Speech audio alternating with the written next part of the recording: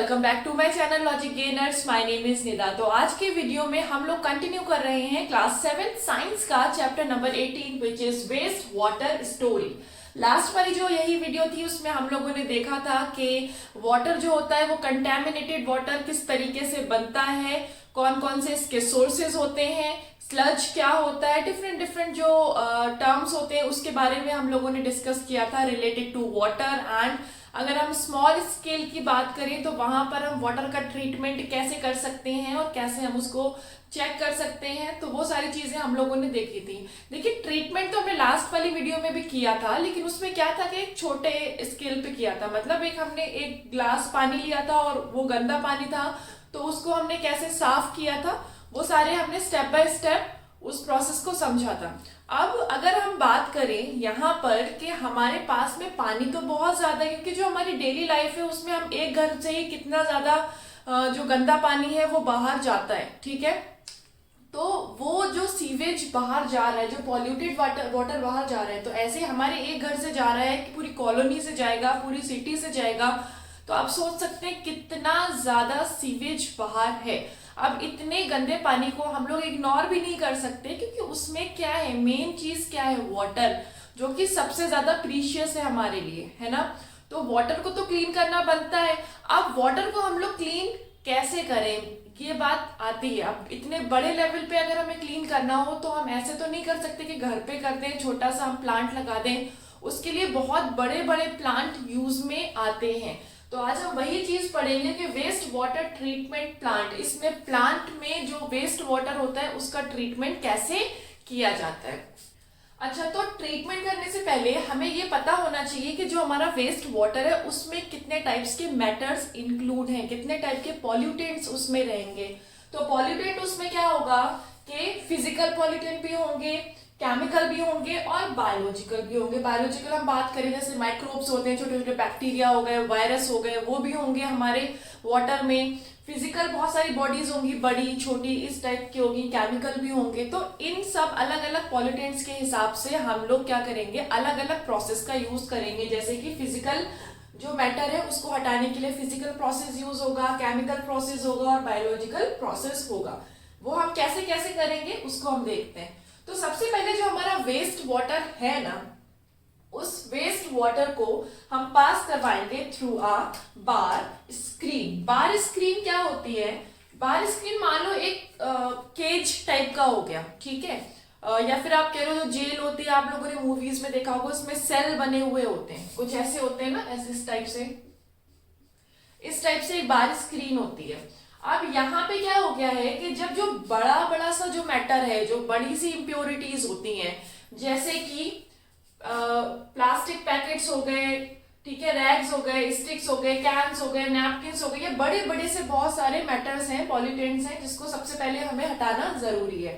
तो इसके लिए हम बार स्क्रीन लगा देंगे। अब इसमें से क्या होगा कि जब हम पानी को इसके थ्रू पास करवाएंगे तो जो बड़े बड़े जो भी पॉल्यूटेंट्स हैं वो इसी में अटक जाएंगे, और बाकी के जो छोटे छोटे पॉल्यूटेंट्स हैं वो इस सेल के थ्रू, मतलब ये इस स्क्रीन के थ्रू पास हो जाएंगे, ठीक है। तो इसके बाद में क्या होगा कि हमें जो पानी मिलेगा, जो बार स्क्रीन से निकलने के बाद जो पानी मिलेगा, उसमें गंदगी तो बहुत सारी होगी, अलग अलग टाइप की भी होगी, फिजिकल भी उसमें चीजें होंगी, केमिकल भी होंगी और बायोलॉजिकल भी होगी। लेकिन सिर्फ और सिर्फ वहां पे क्या हटेगा, जो बड़ी बड़ी सी चीजें हैं जो कि ड्रेन्स को भी चोक कर देती हैं, जो कि आपको अलग से ही दिख जाएंगी, एक बहुत बड़े बड़े से जो आपको मैटर्स दिखेंगे, वो सारे के सारे यहाँ पर रिमूव हो जाएंगे by using this bar screen. Next आता है हमारा water then goes to a grit and sand removal tank. अब हमारे पास में उसमें किस तरीके की फिजिकल मैटर रह गया, छोटा छोटा फिजिकल मैटर, जैसे कि उसमें मिट्टी होगी, सैंड होगी, ग्रिट होगी, पेबल्स होंगे, मतलब कंकड़ वगैरह, ये सारी छोटी छोटी सी चीजें होंगी। अब उनका साइज काफी छोटा है, तो उसके लिए हमें क्या करना होगा, हटाने के लिए water then goes to a grit and sand removal tank. The speed of the incoming waste water is decreased. ये चीज समझने वाली है। एक दूसरे टैंक में हम उस वाटर को फ्लो करवाएंगे और वहां पर उस पानी की स्पीड को कम कर देंगे। अब यहाँ पे समझने वाली बात ये है कि हमने स्पीड कम क्यों की। जब हम स्पीड को कम कर देंगे ना तो उसमें जितनी भी इम्प्योरिटी है वो धीरे धीरे सेटल होना स्टार्ट हो जाएगी नीचे, ठीक है, उसके तलवे में स्टार्ट हो जाएगी, जहां पे भी उसका बेस है, उसका जो ग्राउंड है ना, जहां से भी फ्लो कर रहे हैं तो वो नीचे बैठ जाएगी। समझ रहे हो ना? बिल्कुल वैसे ही जैसे कि रिवर होती है, रिवर का पानी कैसा होता है, बिल्कुल साफ नजर आता है। क्यों? क्योंकि रिवर जैसे जो फ्लो हो रहा है ना तो उसमें जितनी भी गंदगी होती है वो धीरे धीरे धीरे धीरे नीचे सेटल हो जाती है।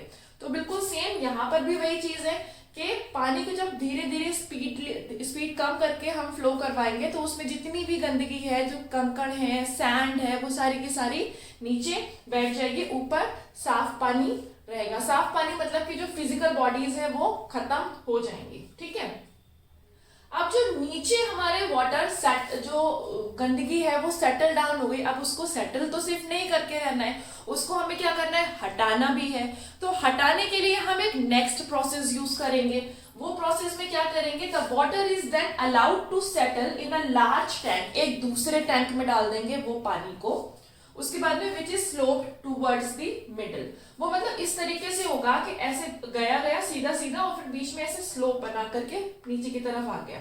तो यहां से जो पानी इधर फ्लो करके गया है ना, तो पानी तो नीचे जाके स्लोप से नीचे आ जाएगा, लेकिन जो मिट्टी वगैरह जो रह गई थी नीचे, सेटल डाउन हो गई थी ना, वो यहीं पर ही अटक जाएगी, वो नीचे यहीं पर ही रुक जाएगी। अब इसको हम लोग एक स्क्रैपर होता है ना, जैसे कि आप लोगों ने किचन में देखा होगा, मम्मी पलटने के लिए पराठे वराठे बनाती हैं, तो स्क्रैपर जो होता है उसकी बड़े से, लेकिन यहाँ पे वो वाले स्क्रैपर नहीं होंगे, बहुत बड़े बड़े से प्लांट के अकॉर्डिंग बड़े बड़े से स्क्रैपर होते हैं। उस स्क्रैपर से जो नीचे की मिट्टी बैठ गई है ना, तो सेटल हो गई है, उसको हम लोग हटा देंगे। अब पानी जो बाकी इधर फ्लो करके आगे चला गया, इसमें ना तो सैंड होगी, ना पेबल्स होंगे, ना ग्रेट होगी, ना बड़े बड़े से इम्प्योरिटीज होंगी जैसे कि नैपकिन्स, कैन्स वगैरह, कुछ भी नहीं होगा, ठीक है। ऐसा पानी अब हमें मिलेगा। तो गंदगी तो साफ हो गई, लेकिन अब इसमें क्या रह गया। अब एक चीज यहाँ पे समझो, यहाँ पे मैंने क्या किया, जितनी भी फिजिकल इम्प्योरिटी है वो छोटे साइज की हो या तो फिर वो बड़े साइज की हो, हमारा काम है यहाँ पर वो हटाना। तो सबसे पहले कौन सा प्रोसेस चल रहा है, मेरा फिजिकल प्रोसेस चल रहा है, ठीक है, फिजिकल प्रोसेस हो रहा है। इसके बाद में क्या हुआ है, ये एक बार हम दोबारा देख लेते हैं। The water is then allowed to settle in a large tank which is slope towards the middle, जैसे अभी मैंने बोला है, solids like faeces settle at the bottom. अब जो सॉलिड्स है वो तो बॉटम में सेटल हो गया, ठीक है, उसको हमने क्या कर दिया, स्क्रैपर से अलग कर दिया। This is the sludge. अब हमने जो स्क्रैपर से जो छोटी छोटी सी चीजें हैं वो अलग कर दी थी, तो उसी को हम लोग क्या बोलेंगे, स्लज बोलेंगे, ठीक है। अभी जो स्लज होता है, अब आप ये सोच रहे होंगे ये स्लज का क्या काम आएगा। स्लज को तो हमने अलग कर दिया, वो भी एक कचरा हो गया हमारे लिए, बट वो स्लज को क्या करते हैं हम, उसमें हम लोग एनारोबिक जो बैक्टीरिया होते हैं उसको पास करवाते हैं। और एनारोबिक बैक्टीरिया कैसे, जो कि एयर की एब्सेंस में ग्रो करते हैं, ठीक है, तो वहां पे एयर नहीं चाहिए, तो एयर की एब्सेंस में उनको ग्रो करवाते हैं। और वो जो स्लज है ना, जो सॉलिड सब्सटेंसेस जो मैटर है, वो क्या करेंगे, कुछ टाइम के बाद में उसमें से बायोगैस रिलीज होना स्टार्ट हो जाती है, तो वो स्लज को हम लोग बायोगैस बनाने में यूज में ले लेते हैं। अच्छा, यहाँ पे तो जो ये नीचे सेटल हो गया था, जितना भी कचरा था या फिर इम्प्योरिटी थी, इसको तो हमने स्लज बोल दिया, बट एक और टाइप की इम्प्योरिटी पानी में रह गई। वो कौन सी इम्प्योरिटी है, जैसे कि ऑयल, जैसे कि ग्रीस, जो पानी के साथ मिलती भी नहीं है और वो हल्की होती है पानी से, तो ऊपर ही ऊपर फ्लोट करती रहती है। अब जैसे हम लोग नहाते हैं तो जो साबुन होता है, साबुन में भी क्या होता है, ऑयल होता है। तो ऑयल क्या करेगा, जब वाटर के ऊपर फ्लोट करता रहता है, कोई हम लोगों ने ग्रीस ले लिया तो ग्रीस भी वाटर के ऊपर फ्लोट करता रहेगा। कभी वैसलीन वगैरह होती है, वो भी जब साफ करते हैं तो वो भी वाटर के ऊपर फ्लोट कर, अब वो जो फ्लोट कर रही है उसको कैसे हटाए, वो तो सेटल भी नहीं हो रही, तो उसके लिए स्कीमर यूज करते हैं। स्कीमर मतलब कि घर में देखा होगा ना, पूड़ियां वगैरह तलने के लिए मम्मी यूज करती हैं, बीच में थोड़े से छेद टाइप के होता है, तो वो इस टाइप का ही एक बड़ा लेवल पे ले लो, स्कीमर होता है। तो उससे क्या करते हैं, पानी में से जितनी भी वो जो फ्लोटिंग मटेरियल्स होते हैं उसको हटा लिया। अच्छा, अब हमारे पास में इतने सारे प्रोसेस करने के बाद जो पानी आ गया वो क्लैरिफाइड वाटर है, साफ पानी आ गया है। लेकिन वो क्या बिल्कुल अच्छी तरीके से साफ होगा? अभी भी वो बिल्कुल अच्छी तरीके से साफ नहीं होगा, पीने के लायक तो वो अभी भी नहीं है। ठीक है, तो यहाँ पे हम लोग क्या करेंगे कि जो हमारे पास क्लैरिफाइड वाटर आया है उसमें हम एरेशन करेंगे। उसके अंदर जो एरेटर्स वगैरह लगाते हैं ना, मतलब ऑक्सीजन का सप्लाई करवाएंगे। उससे क्या होगा कि उसके अंदर एरोबिक जो बैक्टीरिया होते हैं उनका ग्रोथ होना स्टार्ट हो जाएगा। एरोबिक बैक्टीरिया का क्या काम होता है कि जो बचा कुचा जितनी भी जो इम्प्योरिटी रह जाएगी, मान लो कोई फूड वेस्ट रह गया, ठीक है, या सोप रह गए, या फिर कोई भी ऐसा मैटर रह गया जो कि अनवांटेड है, जो पानी में नहीं होना चाहिए, ये उसको डिकम्पोज कर देते हैं और उसके बाद में ये कंज्यूम कर लेते हैं। जैसे ह्यूमन वेस्ट भी हो गया, मान लो, इन सबको कंज्यूम कर लेंगे और उसके बाद में कंज्यूम करने के बाद कुछ घंटों के बाद में the suspended microbes settle at the bottom. और ये क्या करेंगे, कंज्यूम करने के बाद में ये माइक्रोब्स बॉटम में पानी के सेटल हो जाएंगे। ठीक है, अब वहां पर हमने देखा था कि जो भी इम्प्योरिटी वाटर में नीचे की तरफ सेटल हुई थी उसको हम लोगों ने स्लज बोला था। ठीक है, अब ये भी नीचे हो गए तो इनको भी हम लोग क्या बोलेंगे, स्लज ही बोलेंगे। लेकिन ये कैसे स्लज हो गया, ये एक्टिवेटेड स्लज हो गया। एक्टिव है ना ये, तो इसलिए हमने इनका नाम रख दिया है of the tank as activated sludge. इसलिए हम लोग इसको एक्टिवेटेड स्लज बोलेंगे। The water is then removed from the top. अब नीचे इन्होंने सारी इंप्योरिटी तो कंज्यूम कर ली और खुद नीचे जाकर के बैठ गए। अब पानी साफ हो गया, तो अब हम इसको जो ऊपर साफ पानी है, क्लीन वाटर है, उसको टॉप से अलग कर लेंगे, ऊपर से अलग कर लेंगे। ठीक है, दैट अब हो गया उस पानी का पूरी अच्छी तरीके से treatment. The treated water is discharge into the sea. अब वो साफ पानी जो है उसको हम लोग सी में, रिवर में, कभी कभी हम लोग ग्राउंड में भी उसको डिस्चार्ज कर देते हैं। और उसके बाद में, क्योंकि अब भी वो पानी ऐसा तो नहीं है कि आप उसको पी सको, ठीक है, तो उसके लिए कौन करेगा उसको ऐसा जो पीने के लायक बन जाएगा, वो नेचर ही करेगा। ठीक है, हम नहीं करेंगे।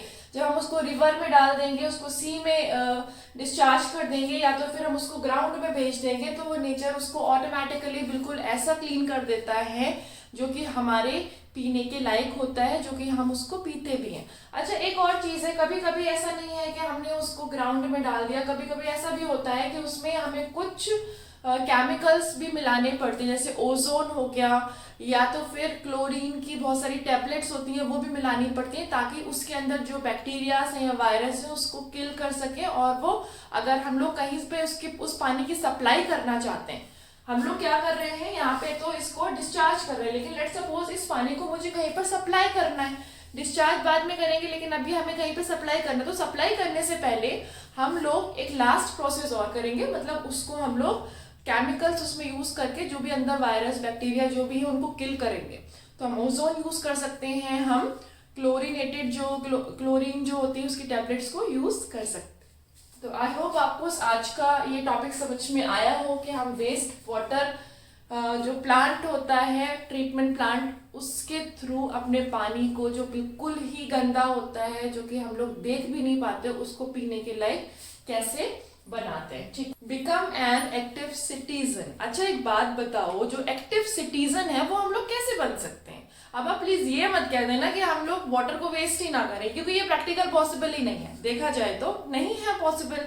क्योंकि अगर हम लोग ऐसा नहीं कर सकते कि भाई हम खाना ना बनाएं, ठीक है, क्योंकि वहां पे पानी वेस्ट हो रहा है, गंदा भी हो रहा है।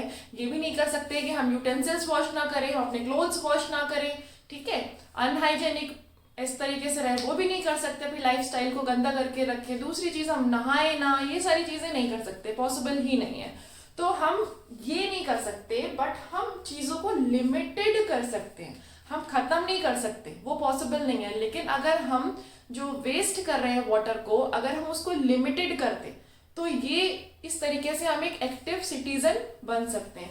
आप लोगों ने देखा होगा, कभी भी बहुत कहीं से कोई गंदी स्मेल आती है तो हम लोग क्या करते हैं, उससे दूर भागने की कोशिश करते हैं।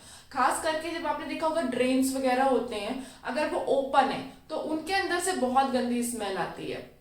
तो वहां पे हम लोग उनसे दूर भागते हैं। और अगर वो तो एक बहुत ही बेहतरीन चीज हो जाती है जब उसमें बारिश का पानी और आ जाता है तो वो ओवरफ्लो होने लगते हैं। ओवरफ्लो होने की वजह से क्या होता है, और ज्यादा गंदी स्मेल आती है वहां पर, और गंदगी जो है ना वो रोड्स तक आ जाती है। हमारे जो रोड्स हैं वो पॉन्ड बन जाते हैं मड के, यही होता है ना ज्यादातर। तो वो सारी चीजें भी हम लोग क्या कहते हैं, नजरअंदाज कर देते हैं कि ठीक है हमारा काम नहीं है, ये तो गवर्नमेंट देख लेगी, म्यूनिसिपैलिटी देख लेगी। बट वो काम हमारा ही है, क्योंकि म्यूनिसिपैलिटी हर जगह जा भी रही है, नहीं भी जा रही है, जो भी कर रही है। लेकिन अगर एज अ सिटीजन हम उनको याद तो दिला सकते हैं ना कि गड्ढे हैं रोड्स पर, उसमें बारिश के पानी की वजह से मस्किटोज हो सकते हैं, फ्लाइज हो सकती हैं, बहुत गंदगी हो सकती है, बैक्टीरिया वायरस बहुत सारी चीजें हो सकती हैं, बदबू अलग आती है, स्मेल जो ड्रेन से निकल रहा है पानी उसकी वजह से हम लोग बीमार पड़ सकते हैं। तो उसके लिए अगर आपके कोई ग्राम पंचायत है तो ग्राम पंचायत में आप इसकी खबर दे सकते हैं। आप छोटे हैं तो पेरेंट्स आपके दे सकते हैं, आप उनको इस चीज के लिए अवेयर करवाएं।